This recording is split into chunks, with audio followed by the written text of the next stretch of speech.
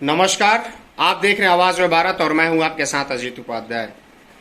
बता दें कि जिस प्रकार से बिहार में दारोगा का रिजल्ट जारी हुआ और उसी बीच में रघुनाथपुर क्षेत्र के कौसड़ गांव के रहने वाले मृत्युंजय यादव, जो कि कहीं न कहीं अपने गांव का, अपने क्षेत्र का एवं अपने जिले का नाम जिस तरह से रोशन किए हुए हैं और जिस प्रकार से बधाई देने वालों का भी तांता लगा हुआ है, इनके पास पढ़ाई में काफी संघर्ष किए। काफी संघर्ष करने के बाद माता का जो होता है एक आंचल होता है, लेकिन वो आंचल कहीं ना कहीं इनको शायद छोटी उम्र में हट गया और आज वही आंचल का साया, एक तरह से कहा जाए तो माता हो या ना हो, लेकिन दिल से अगर माने तो आपको पत्थर में भी भगवान मिल जाते हैं।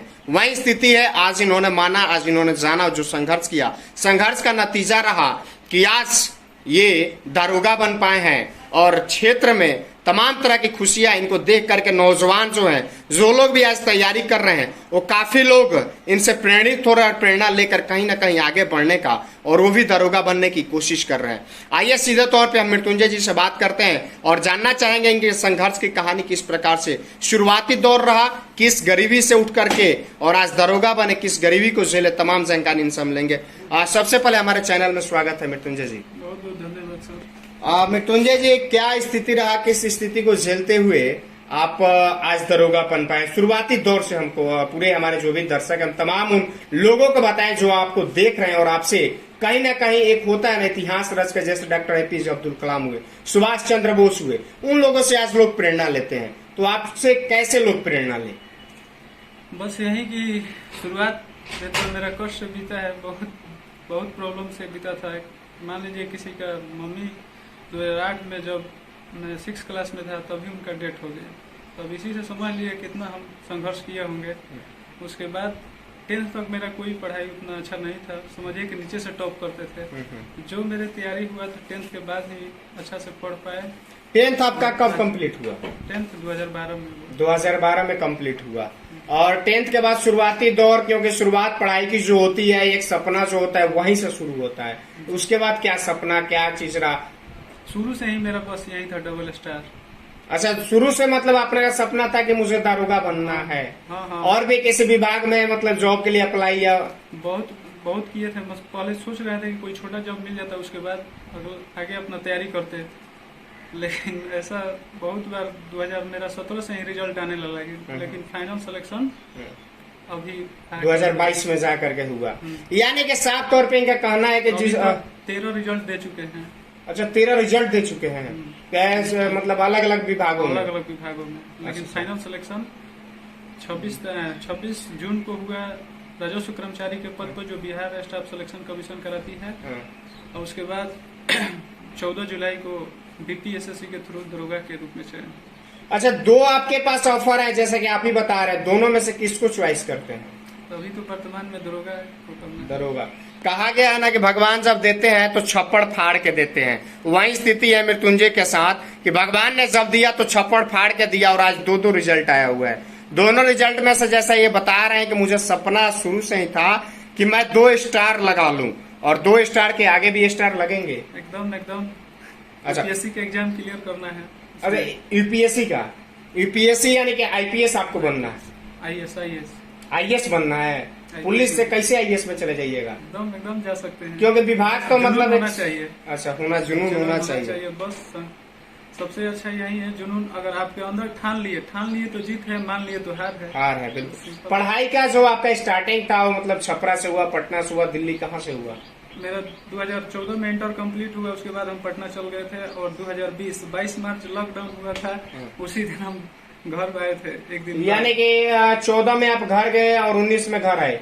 5 साल के बाद 20 में, यानी 6 साल बाद। 6 साल तक कोई विदेश नहीं रहता है। पटना कैसे रह गए? मात्र 120 किलोमीटर। बीच में कभी आते रहते थे। अच्छा, बीच में आते रहते थे।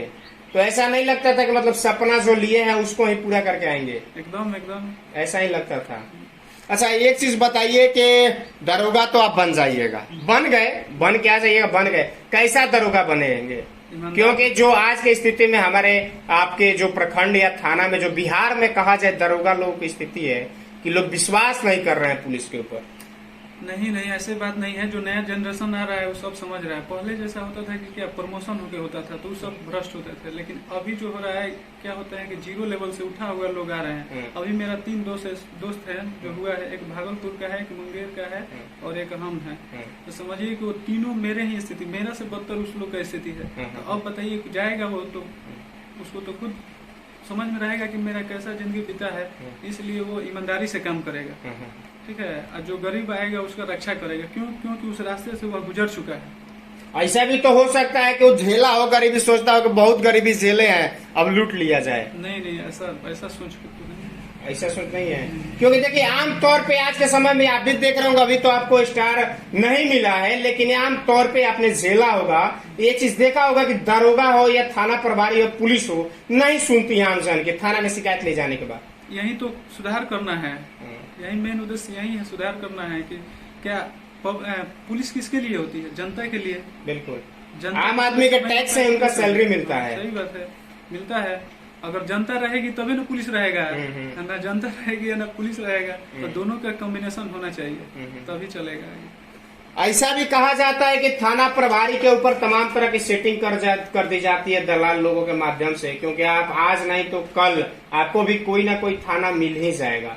तो ऐसा तो मतलब सेटिंग वाला काम, या ऐसा भी बोला जाता है कि बहुत सारे थाने में जाया जाता है, वहाँ पे पैसा बाबू लोगों को दे करके और ट्रांसफर कराया जाता है। सुने, हम भी न्यूज में सुने हैं, लेकिन अब देखे तो नहीं है। नहीं, ऐसा तो मतलब क्योंकि आप खुद ही बता रहे युवाओं का प्रेरणा बनिए, और जिस तरह से आज एक युवा आपके ऊपर जिस तरह से देख रहे हैं, तमाम चीजें हैं, आप ही बता रहे हैं कि युवाओं को जिस प्रकार से आज का नया जनरेशन है, नया जनरेशन को नया चीज देना चाहिए। पुराने लोग जिस प्रकार से थाना में पुलिस के ऊपर कोई विश्वास नहीं कर रहा है, आखिर पुलिस के ऊपर विश्वास कैसे कायम होगा? बस विश्वास करना होगा। जैसे मान लीजिए कि हम ही हैं, तो हम अगर अच्छा काम करेंगे तो हम पे विश्वास होंगे। कुछ लोग हैं मानते हैं, कोई भी देखिए कोई भी है तो उसमें कुछ % ऐसे लोग होते हैं जो क्या होते हैं, नेचर के बहुत खराब होते हैं, जो गलत काम कर देते हैं और पूरी बदनामी पूरा टीम की होती है। बिल्कुल बिल्कुल, जैसे कहा गया कि अगर टुकड़ी में रखा हुआ एक आम सड़ जाए तो पूरे आम को सड़ा देता है, वही स्थिति अगर एक पुलिस बदनाम होता है तो पूरे पुलिस समाज को गाली दिया जाता है। पूरे उसके समाज को समझिए कि गाली दे रहा है। अब बिहार पुलिस इसी तरह बदनाम है, इसी तरह 10% लोगों के कारण। 90% लोग अच्छे होते हैं, लेकिन 10% के कारण पूरे बदनाम है, पूरी तरह से बदनाम। एक चीज बताइए, गांव से निकले सुदूर गांव क्षेत्र आता है, मैं आपको बता दूं कि ये जहां पे इनका घर है और हम लोग जहां पे बैठे हुए हैं, मात्र यहाँ से 1 से 2 किलोमीटर के बाद यूपी हो जाता है। और ये गांवी क्षेत्र है, दियारा का क्षेत्र है, साफ तौर पे बताएं तो दियारा का क्षेत्र है। और दियारा क्षेत्र से निकला हुआ एक लड़का आज दरोगा बना। जाहिर सी बात है, हमारे क्षेत्र में लगता है कि सिसवन और रघुनाथपुर मिलाकर के आपका ही एक रिजल्ट आया हुआ है, और किसी का आया हुआ है? नहीं, मेरा ही है। आपका ही आया है, यानी सिसवन में 13 पंचायत और रघुनाथपुर में 16 पंचायत, यानी 29 पंचायत मिलाकर के सिर्फ एक मृत्युंजय यादव दरोगा बने। तो कहीं ना कहीं युवाओं के लिए प्रेरणा है। और ये चीज है कि एक जमीन से उठे हुए हैं, गरीबी देखे हैं शुरू से ही, किस प्रकार से गरीबी होती है, कैसे पटना में रहना, पिताजी एक एक पैसा करके इकट्ठा करके वहाँ पे भेजा करते थे, तमाम चीजें होती थी। सबसे बड़ी बात यह है कि सबसे मेरा गर्जीवन का विश्वास था हम पर, ठीक है, इसी के कारण आज यहाँ तक है। ठीक है, सबसे बड़ा अगर योगदान किसी का होगा तो पिता का होगा। क्योंकि उन्होंने हम पर विश्वास किया और पैसा मांगे तो दिए, और विश्वास किए कि मेरा पैसा एक बर्बाद नहीं करेगा, और मेरा कर्तव्य बना और हम अपना कर्तव्य पर क्या खड़े उतरे। अच्छा, कभी पिताजी या अन्य समाज के लोगों से कभी ये कहा गया कि ना नहीं पढ़ रहा है, बेकार हो जाएगा, खाली टाइम पास करता है? गांव के लोग तो बहुत कुछ कहते थे, बोलते थे कि बैग लेके आता है जाता है, इससे कुछ होगा, ये तो चौकीदारू नहीं बनेगा। बताइए आज उन लोगों की स्थिति क्या हो गई? चौकीदार तो चौकीदार के बाप बन गए, लेकिन आज वही लोग आपको देखते समा रहे होंगे कि मतलब कैसे बन गया। चीज तो आता होगा, मोड़ी नीचे से ऊपर नहीं होता है। यही तो हुआ है, यही होता है। जब सफलता मिल जाती है ना, तो दूर दराज के भी लोग आपसे रिश्ता लगा लेते हैं, आपसे बोलते हैं कि हमारा फलाना के चिलाना का लड़का है वो। लेकिन अगर आप नहीं बन पाते हैं तो जाहिर सी बात है पूरा समाज हंसता है और पूरा समाज बोलता है कि खाली पटना जाता था टाइम, जैसे कि बता रहे हैं कि लोग बोलते थे कि बैग लेके जाता है और आता है। क्या अपील करिएगा उन युवाओं के लिए जो हमारे चैनल के माध्यम से लोग देख रहे हैं, जो युवा देख रहे हैं, उन लोगों से क्या अपील करिएगा कि कैसे मतलब पढ़ाई करें? आज के समय में युवा दौड़ करते हैं, लेकिन नहीं होता है तो कहीं ना कहीं दिल्ली, पंजाब, हरियाणा चले जाते हैं जॉब के लिए। यही तो गलती है, हार नहीं मानना है, ठीक है। स्ट्रेटेजी के साथ पढ़ाई कीजिए। आज डिजिटल इंडिया है। आज आप घर से बैठ कर पढ़ सकते हैं, बिना पैसा के पढ़ सकते हैं। हम भी 2020 से हैं। 2020 से 22 मार्च 2020 को लॉकडाउन लगा और हम घर चले हैं। तब से हम ऑनलाइन पढ़ाई करते थे। अब इसका जो दरोगा जो निकला था इसका प्री मेंस और सब कुछ घर से ही किए हैं। तो क्या मतलब जैसे जो लोग चले जाते हैं, इन लोगों का साफ तौर पे आपका कहना है कि इन लोगों को मतलब इस चीज से एक नहीं होता है, परेशान नहीं होना चाहिए? नहीं, समय देना चाहिए। सफलता एक दिन में नहीं मिलती है, सफलता में समय लगता है, ठीक है। ऐसा आपके गार्जियन तो कभी नहीं बोले ना कि मतलब चले जाओ बाहर? मेरे गार्जियन का हमेशा सपोर्ट रहा और हम पे विश्वास रहा है कि जो कर रहे हैं वो अच्छा करेंगे। बस कभी हमको नहीं बोला कि अब छोड़ के जाओ, नहीं हुआ, छोड़ना नहीं है, बस लगे रहो। जब तक है उम्र तब तक लगे रहो।